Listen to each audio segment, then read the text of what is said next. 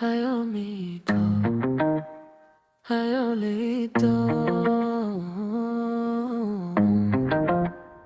hayomito,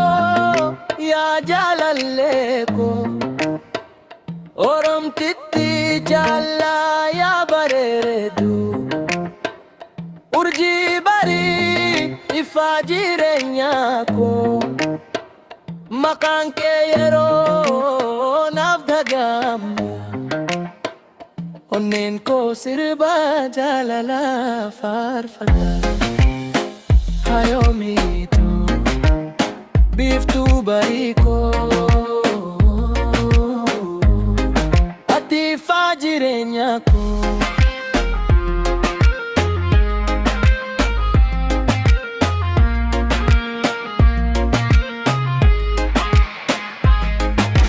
kolfike akadarara birra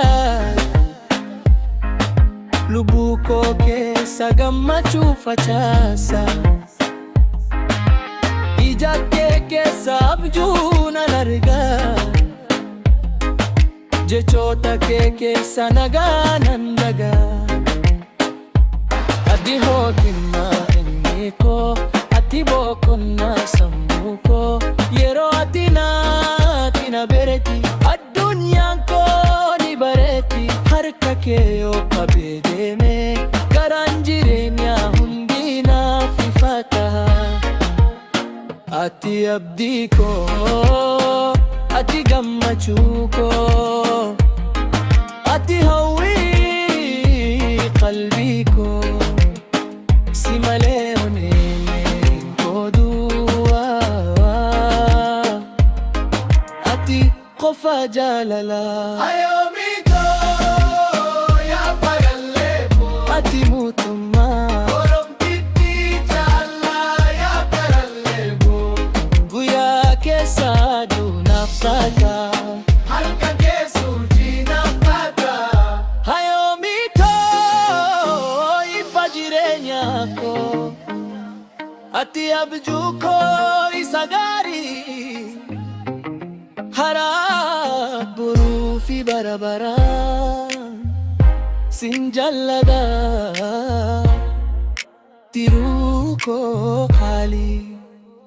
yeroo rakkoon na marsu ati hirkoo koo naaf taata yeroo onneen koo dadhabu sagaleen kee humna naaf ta'a imimmaan koo kolfaan jijjiirta dukkana koo ifaan balleessita ati badhaasa waaqaa koo kennaa qalbii koo hin daganne hayomito yaa shaggee koo ati faaya jireenya koo jaalalli kee qarooba gannaa lubbuu koo ni haaromsa.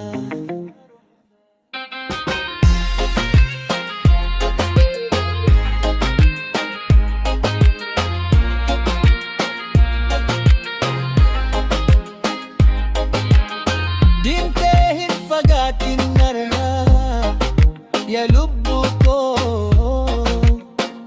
ya jaalala koo naaf jiraatu anis siifan jira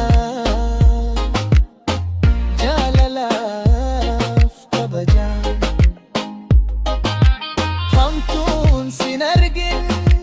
waaqni si haa eegu hanga dhumaa jireenya koo maqaan qalbii koo keessa jira hayomito biftuu barii koo ati ifa koo ati abdii koo ati milkii jireenyaa koo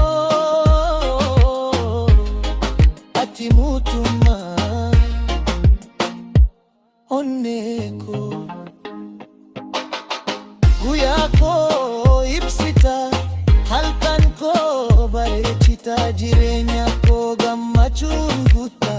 ati boqonnaa sammuu koo hayomito firannoo koo isa dhumaa ati jaalala koo ebbalu